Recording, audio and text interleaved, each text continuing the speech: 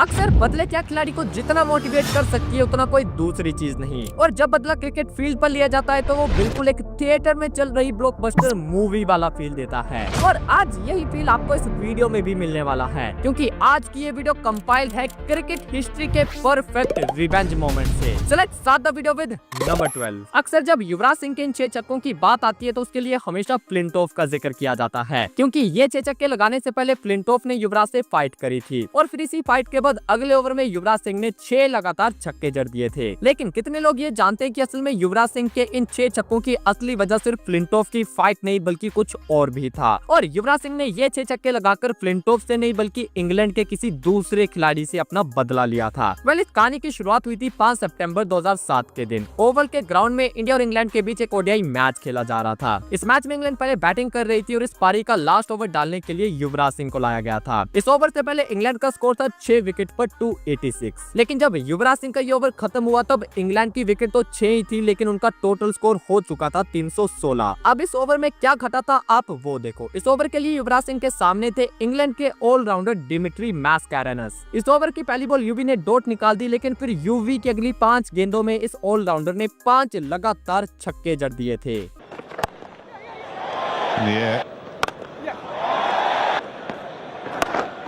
I'll tell you what. Here we go. I think that's gone for 6 as well. There you go. What a way to finish a one-day international. 5 sixes in a row. अब जरा सोच के देखो, एक international match में कोई lower order का batter आपको 5 लगातार छक्के मार दे तो आपका कॉन्फिडेंस किस तरह से गिरेगा। और यूवी पाजी का कहना है कि इन 5 छक्कों के बाद वो कई दिनों तक सो नहीं पाए थे। लेकिन फिर इसके 2 हफ्ते बाद 19 सितंबर 2007 के दिन डरबन के ग्राउंड पर इंडिया और इंग्लैंड के बीच T20 वर्ल्ड कप का ये वाला मैच खेला गया। और यूवी पाजी के अंदर 5 छक्के खाने की जो आग लगी थी उसमें फ्लिंटॉफ की इस फाइट ने और घी डाल दिया। और फिर यूवी पाजी के आगे फंस गए बेचारे स्टुअर्ट ब्रॉड, जिनकी 6 गेंदों में यूवी पाजी ने 6 लगातार छक्के जड़ दिए। और इन 6 छक्कों के बाद वो क्या फील कर रहे थे आप ये सुनो। जब मैंने 5वां मारा ना उसको, तो मैंने डिमिट्री मैस्कैरेनस की तरफ देखा। उससे मैं 5 छक्के खा चुका था 2 हफ्ते पहले। उसको मैंने स्माइल दी। मैंने कहा ये छठा मेरे लिए, 5 तेरे लिए, छठा मेरे लिए। नंबर 11। अब हम देखेंगे all time classic revenge moment. आप ये तो जानते होंगे कि इंडिया वर्सेस पाकिस्तान का मैच हमेशा से हाई वोल्टेज रहा है और जब इन मैचेस में प्लेयर्स के बीच मैं तू होती है तो इस मैच का मजा और ज्यादा बढ़ जाता है। ऐसा ही एक इंसिडेंट हुआ था साल 1996 वर्ल्ड कप के क्वार्टर फाइनल मैच में। इंडिया ने इस मैच में पाकिस्तान को 288 का टारगेट दिया, जिसे चेस करते हुए पाकिस्तान की एक ताबड़तोड़ शुरुआत हुई थी और इसे लीड किया था पाकिस्तान के कैप्टन आमिर सोहेल ने। अब ये इंसिडेंट है इस पारी के 15वें ओवर का, जिसे डाल रहे थे वेंकटेश प्रसाद। आमिर सोहेल ने वेंकटेश की 5वीं बॉल पर एक जोरदार चौका जड़ा और फिर अपने बैट से वेंकटेश की तरफ एक इशारा किया। He's down the track and really it's been a flat batted tennis shot over covers for 4. He's a great competitor, Amir Sohail, and here you see him arguing with the bowler or telling him what he's doing. इस इशारे का मतलब था कि मैं तुम्हें फिर से इसी तरह से मारने वाला हूँ। लेकिन अगली बॉल पर मारने की बारी थी वेंकटेश की। ओवर कॉन्फिडेंस के चलते आमिर सोहेल ने वेंकटेश की इस बॉल को अपनी एक टांग हटाकर लॉन्ग ऑन के ऊपर से मारने का ट्राई किया, लेकिन आमिर सोहेल बॉल की लाइन और लेंथ को टोटली मिसजज कर गए और वेंकटेश की इस बॉल ने उनका ऑफ स्टंप हिला दिया। और फिर जो वेंकटेश का स्टैंड ऑफ था वो तो ऑल टाइम क्लासिक है।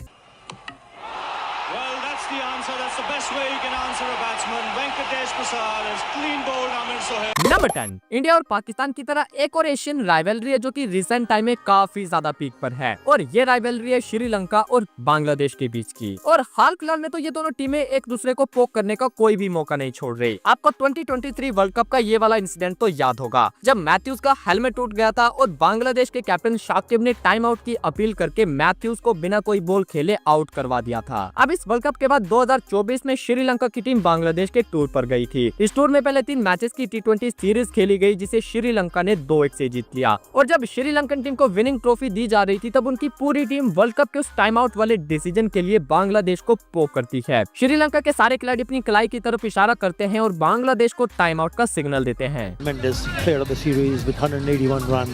अब इस T20 सीरीज के बाद 3 मैचेस की ODI सीरीज भी खेली गई और इस बार बांग्लादेश ने 2-1 से इस सीरीज को जीत लिया और अब पोक करने की बारी थी बांग्लादेश की, क्योंकि जब बांग्लादेश को विनिंग ट्रॉफी दी जा रही थी तो इस बार वो भी पीछे नहीं हटे। जहां श्रीलंकन टीम ने बांग्लादेश को टाइम आउट के लिए पोक करा था, वहीं बांग्लादेश ने श्रीलंका को मैथ्यूज के टूटे हेलमेट के लिए पोक करा। इस प्राइज डिस्ट्रीब्यूशन में बांग्लादेश के मुशफिकुर रहीम हेलमेट लेकर आए और एंजेलो मैथ्यूज की नकल करते हुए दिखाई दिए। What a wonderful display, especially from Rashad Hussain, who was player of the match. Now what is he trying to do here?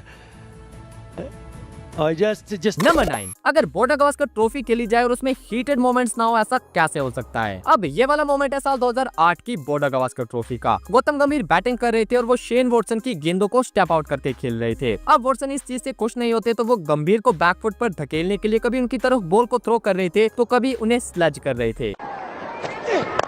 All the bowlers in the world will get up and say, there you are. We never get any such advantage. अब आप सभी तो अच्छे से जानते होंगे कि भाई गौतम गंभीर अपने देश के प्लेयर को नहीं छोड़ते तो इन्हें ऑस्ट्रेलियंस को वो भला कैसे छोड़ देते। और शेन वॉटसन जो कि गंभीर को बार बार स्लेज करके और थ्रो करके बैकफुट पर लाना चाहते थे, गंभीर ने इस रन को लेते हुए उन्हें थोड़ा सा मजा चखा दिया। जब गंभीर रन ले रहे थे तब भी वॉटसन उनके कान में कुछ कहते हैं, लेकिन गंभीर उन्हें अनसुना करके जब दूसरा रन भाग रहे थे तब उनकी एल्बो गलती से शेन वॉटसन को लग जाती है। हालांकि ये गलती गंभीर ने जानबूझकर करी थी।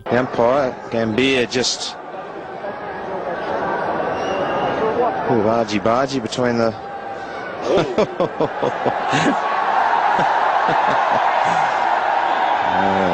नंबर 8, अब ये वाला जो रिवेंज मोमेंट है ये भाई मेरे मोस्ट फेवरेट्स में से एक है। साल 2015 का world cup Australia versus Pakistan का क्वार्टर फाइनल मैच। इस मैच की पहली पारी में जब पाकिस्तान बैटिंग कर रही थी तब मिचेल स्टार्क ने पाकिस्तान के बॉलर बहाव रियाज को 150 की स्पीड से लगातार यॉर्कर्स डाली थी। बहाव रियाज इन सभी यॉर्कर्स पर बीट तो हो रहे थे लेकिन स्टार्क को उनकी विकेट नहीं मिल पा रही थी। तो इसके बाद टिपिकल ऑस्ट्रेलियन टीम स्लेजिंग पर उतर आई। स्टार्क के साथ साथ शेन वॉटसन भी बहाव रियाज को स्लेज करते हुए कहते हैं कि भाई तुमने अपने हाथ में बैट तो पकड़ा है ना। Got him, has he? Oh no, big shout from the slips.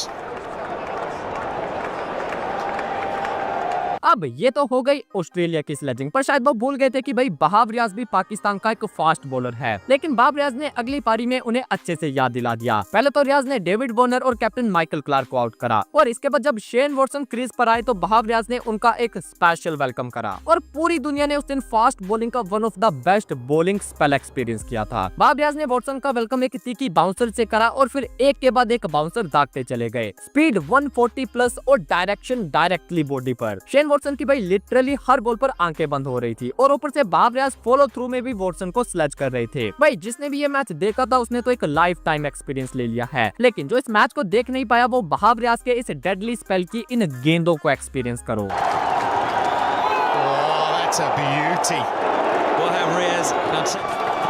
Oh, it's another. He loves it.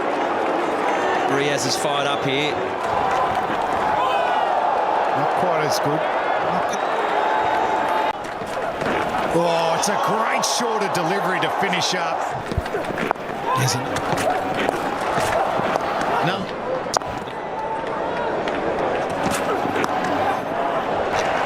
Number 7, थाला फॉर ए रीजन, जिन्हें कैप्टन कूल का टैग दिया गया है। लेकिन जब हमारे थाला को गुस्सा आता है तो वो भी बदला लेने से पीछे नहीं हटते थे, जैसे कि 2006 में हुए इंडिया और पाकिस्तान के टेस्ट मैच में देखो। MS धोनी ने पाकिस्तान के स्पिनर दानिश कनेरिया के इस बॉल को क्रीज से आगे आकर डिफेंस करा और इससे नाखुश होकर दानिश ने बॉल को वापस MS धोनी की तरफ थ्रो कर दिया।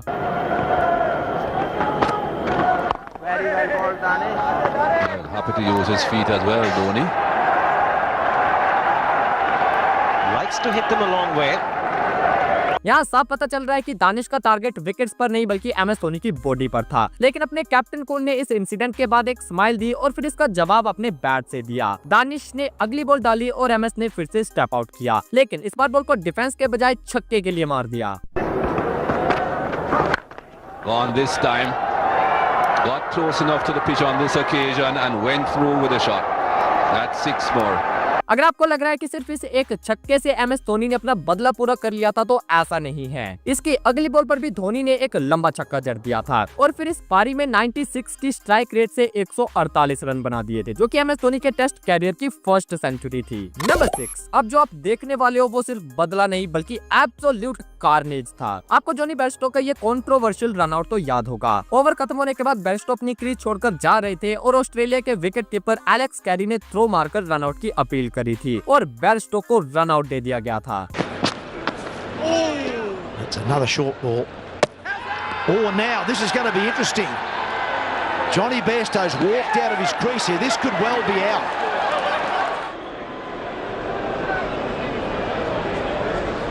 Roll through, please.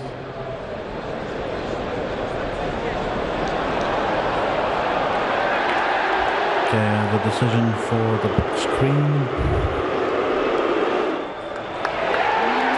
वेल ये जो कुछ भी ऑस्ट्रेलियंस ने किया था ये सब इंग्लैंड के कैप्टन बेन स्टोक्स ने वहीं खड़े होकर देखा था। और भाई इसके बाद जो स्टोक्स ने हाहाकार मचाया था उसके बारे में सोचकर आज भी गूज बम्स आ जाते हैं। जब बेयरस्टो आउट हुए तब इंग्लैंड का स्कोर था 193 और उस टाइम स्टोक्स 126 गेंदों में 62 पर बैटिंग कर रहे थे। लेकिन जैसे ही बेयरस्टो का ये रन आउट हुआ स्टोक्स ने इसका बदला लेने के लिए ऑस्ट्रेलिया पर अपने बैट से अटैक शुरू कर दिया। आगे की बॉल छक्के के लिए जा रही थी, गुड लेंथ की बॉल भी छक्के के लिए जा रही थी और शॉर्ट पिच बॉल भी छक्के के लिए जा रही थी। स्टोक्स हर बॉल पर बस चौकों और छक्कों में डील कर रहे थे। कहने के लिए तो टेस्ट मैच चल रहा था लेकिन स्टोक्स ने हर ओवर में 10, 12, 15 यहाँ तक कि 20 रन मारे थे और 126 गेंदों में 62 पर बैटिंग कर रहे बेन स्टोक्स ने 142 गेंदों में पहले अपना शतक पूरा कर लिया। और जब स्टोक्स आउट होकर वापस गए तब वो 155 रन बनाकर ऑस्ट्रेलियन बॉलर्स को तहस नहस कर गए थे। ऐसा कोई भी बॉलर नहीं था जिसे स्टोक्स ने उस दिन मारा नहीं था। पैट कमिंस को छक्के पड़ रहे थे, स्टार्क को छक्के पड़ रहे थे और हैजलवुड को भी छक्के पड़ रहे थे और बाकी तो चलो बेचारे पार्ट टाइम थे। अब हम बढ़ते हैं रिवेंज नंबर 5 की तरफ जिसमें दो legends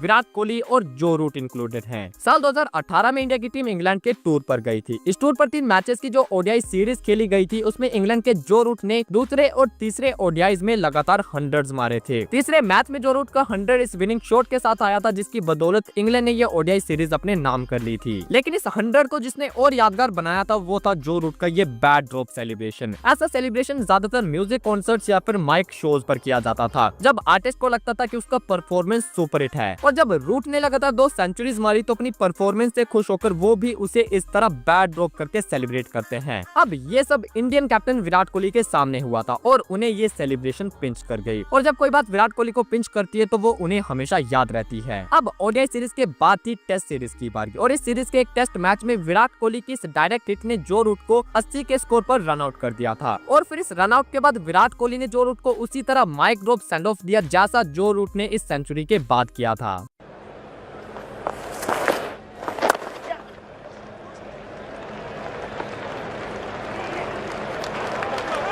Gotta hurry. Oh dear, now where's this going to end up? Kohli does not forget. Joe Root at Headingley, the mic drop celebration. Kohli was in the background looking on. And after the run out, the mic dropped.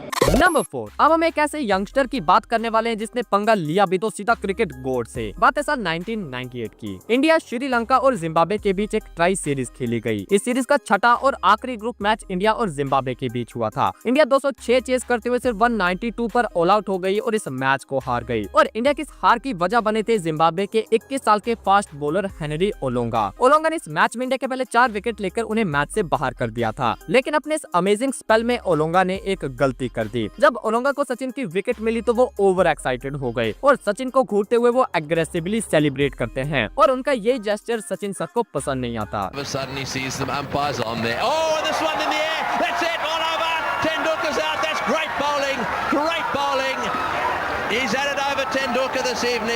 अब इस match के बाद series का final था जो कि India और Zimbabwe के बीच ही होने वाला था। ये फाइनल इस मैच के 36 घंटों के बाद था और सचिन सर ने ये खुद कहा है कि ये 36 घंटे उनकी लाइफ का सबसे मुश्किल टाइम था क्योंकि सचिन सर को इस डिसमिसल के बाद नींद नहीं आ रही थी और वो सिर्फ ओलोंगा की शॉर्ट बॉल के बारे में सोच रहे थे और अब उन्हें इंतजार था इन 36 घंटों के बाद होने वाले फाइनल मैच का। 36 घंटे खत्म हुए और फाइनल शुरू हुआ जिसमें जिम्बाब्वे ने पहले बैटिंग करके 196 रन बना दिए और इस टारगेट को चेस करने उतरी सचिन और गांगुली की जोड़ी। एंड भाई उस दिन पूरी दुनिया ने सचिन तेंदुलकर का एक अलग और अग्रेसिव रूप देखा था। जिम्बाब्वे की स्ट्रैटेजी थी कि जैसे ही सचिन बैटिंग पर आएंगे तो वो उनके आगे ओलोंगा को लगा देंगे और पिछली बार की तरह फिर से एक सरप्राइजिंग शॉर्ट बॉल डालकर उन्हें आउट कर देंगे। लेकिन उस दिन सचिन सर ने दिखाया कि उन्हें क्रिकेट गॉड क्यों कहा जाता है। जब भी ओलोंगा ने सचिन को बाउंसर डाली सचिन ने हर उस बाउंसर पर अटैक किया।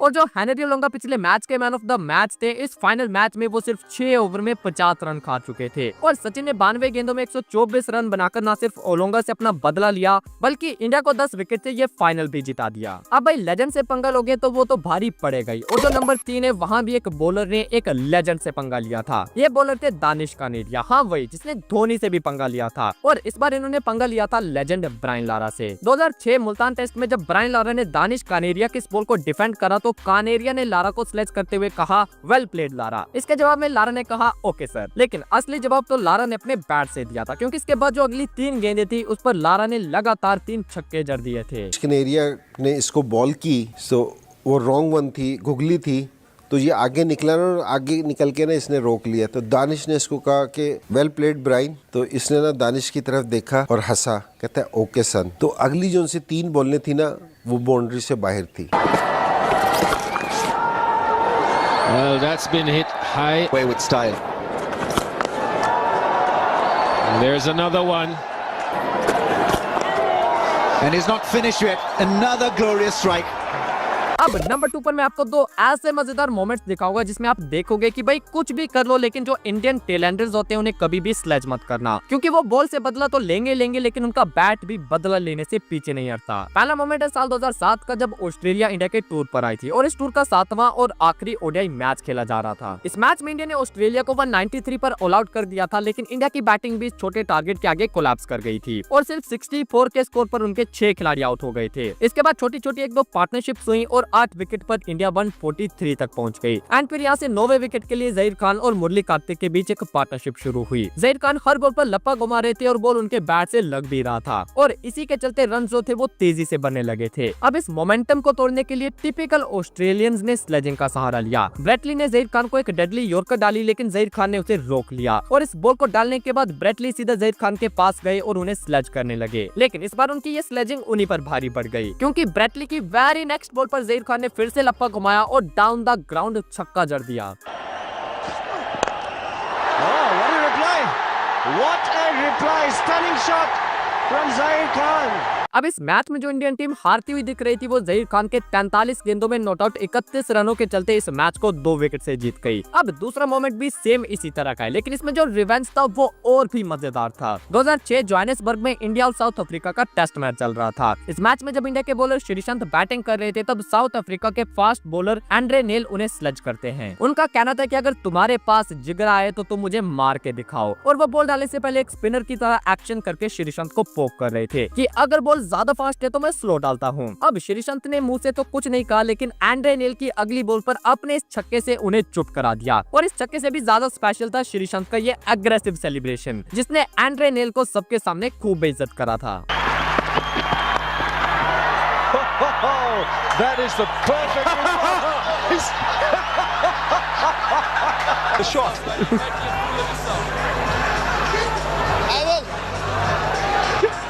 Well, but to be fair to him, he's just doing it to himself. Number 1, अब जो मोमेंट है वो सिर्फ एक अकेले इंसान का बदला नहीं बल्कि पूरे देश का बदला था। जब इंडिया को इंडिया में हराकर अंग्रेजी ऑलराउंडर एंड्रयू फ्लिंटॉफ ने जो नंगा नाच किया था, अब बारी थी उस बदले को पूरा करने की। और इंडिया ने भी इस मैच में अंग्रेजी सरजमीन पर जाकर अंग्रेजों से उनके नंगे नाच का जबरदस्त बदला लिया था। और आप इस मैच और इस बदले की पूरी कहानी इस वाली वीडियो में देख सकते हो, और कमेंट में बताना कि आपका फेवरेट रिवेंज मोमेंट कौन सा है।